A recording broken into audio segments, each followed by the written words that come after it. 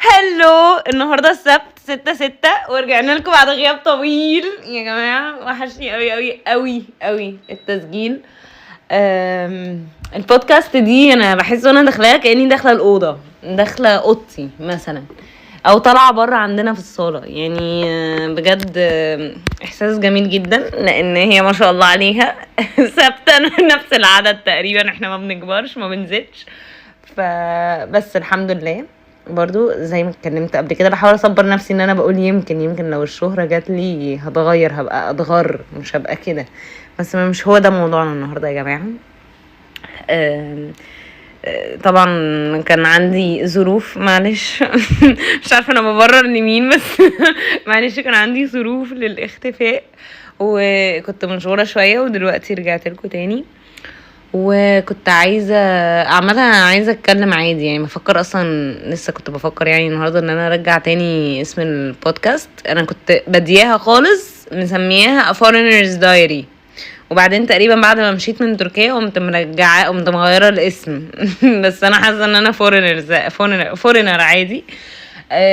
لسه، يا اما حاسه انها دايري، برضو حاسه انا عايزه ارجع احكي كانها دايري، بما ان كده كده اصلا ما حدش بيسمع قوي، فعادي ما فرقتش. يعني هي عامله زي الدايري بجد، عامله كانها الجورنال. المهم، فكان نفسي ان احنا نقعد نتكلم وكده، بس جالي ريكوست خاص من ماما عادي جدا، بتقولي يا جنى بطلي البودكاست، الحلقات اللي بتقعدي تتكلمي فيها، بس قولي حاجه مفيده. فحاضر هقول لك حاجه مفيده، هطلعك بمعلومه جديده، هطلعك باستفاده. فعندها حق، ماشي. بس برضو الواحد بيكون عايز يفضفض يا جماعه، وبكون احيانا بجد بكسل ان انا اكتب في الجورنال، فبقول ايه، طب ما نسجل.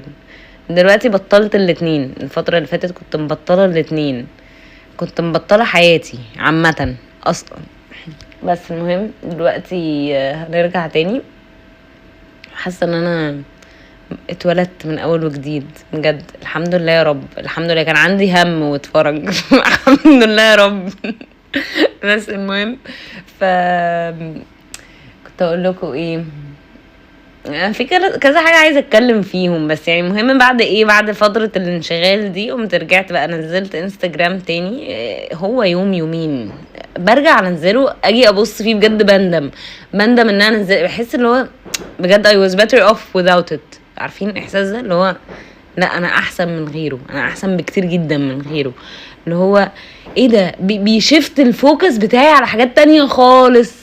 يعني انا اصلا كنت قاعده بتفرج على فيديوهات على حاجه طلعت لي، معرفش حاجه زي كده ليه تطلع لي، ان بير نيلز رجعت موضه. بير نيلز ده اللي هو ضوافر من غير اي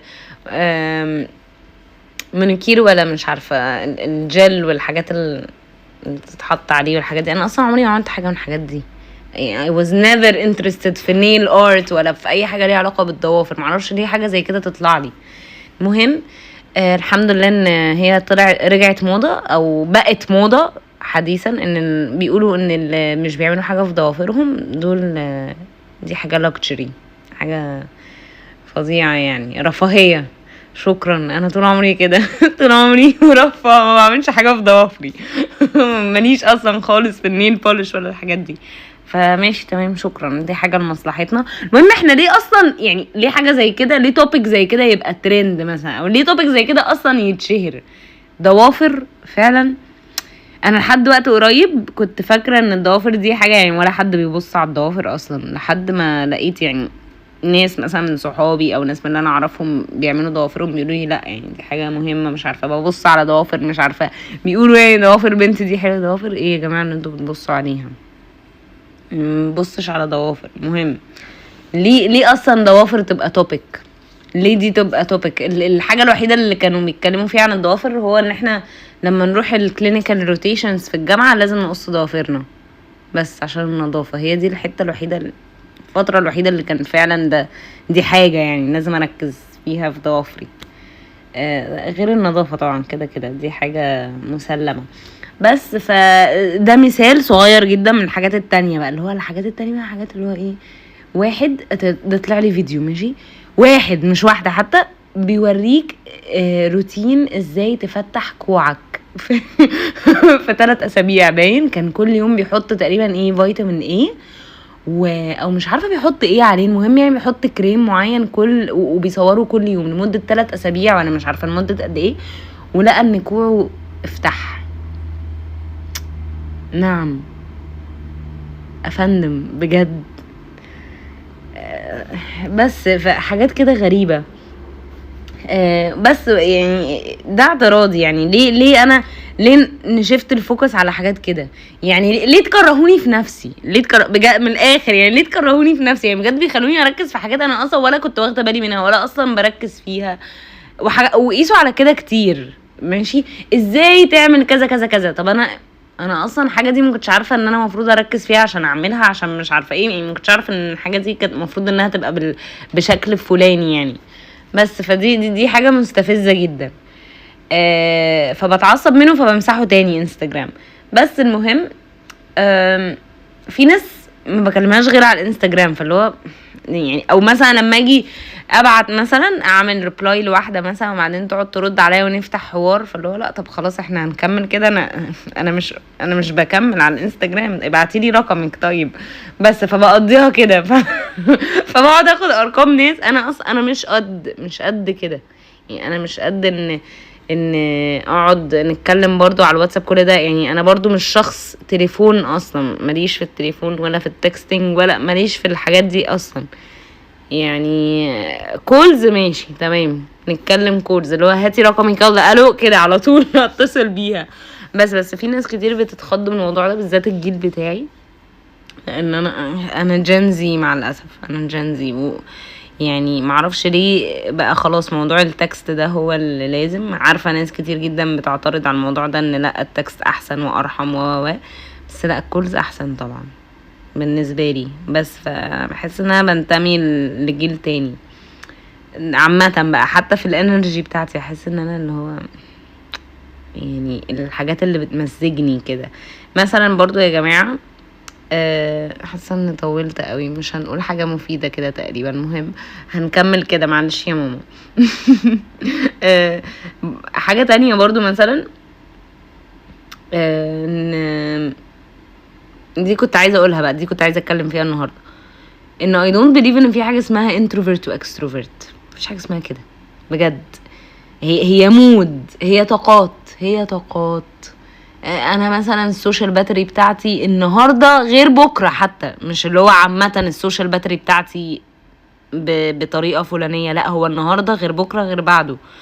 فما فيش حاجه اسمها انتروفيرت واكستروفيرت، هو في حاجه اسمها باتري، في حاجه اسمها بالمزاج مش عارفه ايه كده، لكن ما فيش حاجه اسمها انا اصنف انتروفيرت انا اصنف اكستروفيرت.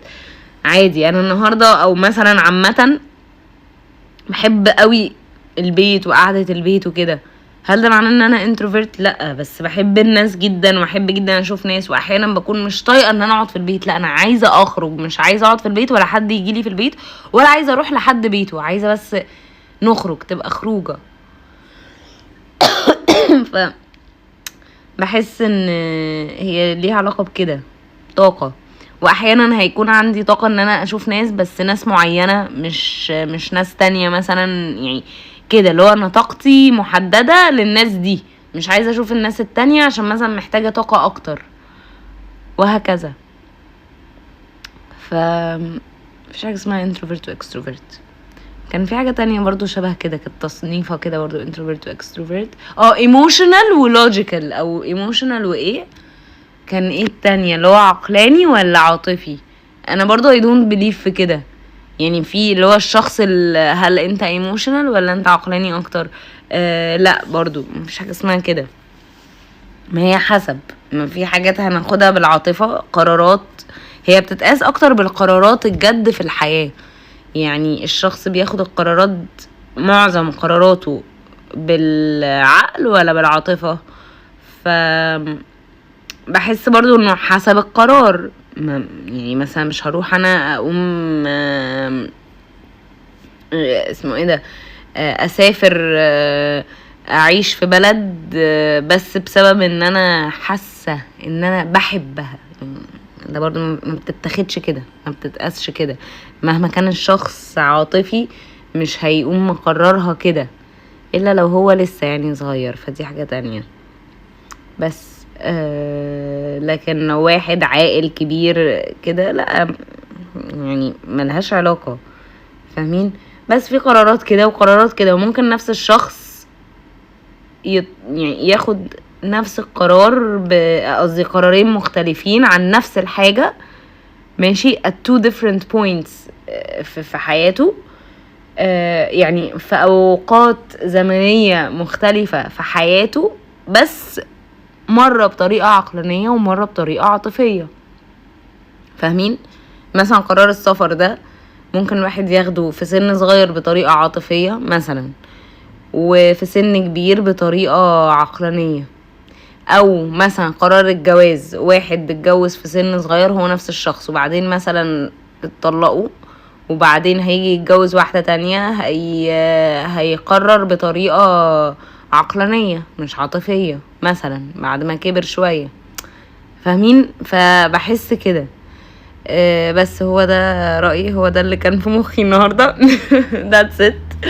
وهي حلقة مش متجهز لها which is not new يعني as usual، بس حلقة ما فيش مش مدفوع فيها اي مبذول، مش مبذول فيها اي مجهود، صفر effort، بس كنت حابة اعمل my comeback و that's it. thank you. bye.